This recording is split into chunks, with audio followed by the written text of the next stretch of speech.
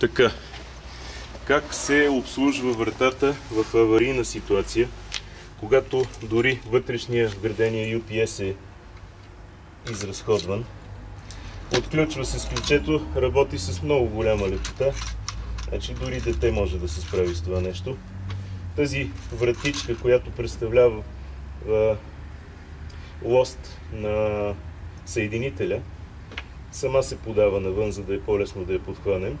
В момента, когато вратичката е отворена до край, мотор е отстопорен за ръчно обслужване. Просто хващаме с ръка и си отваряме вратата.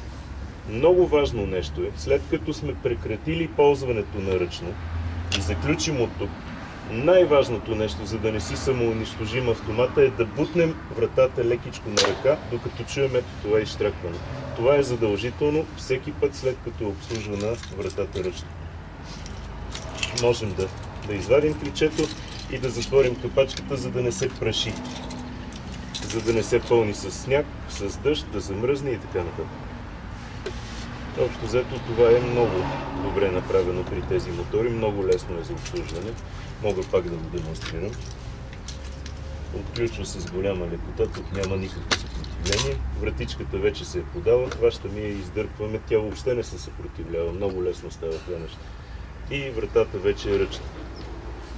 Следва заключване, заключване и побутване на вратата, докато чуем изштракване.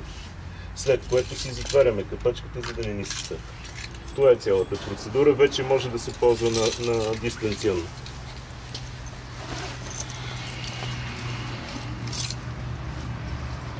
Ето го дистанционното. 80-ти канал, отваряне. Работи на дистанционното.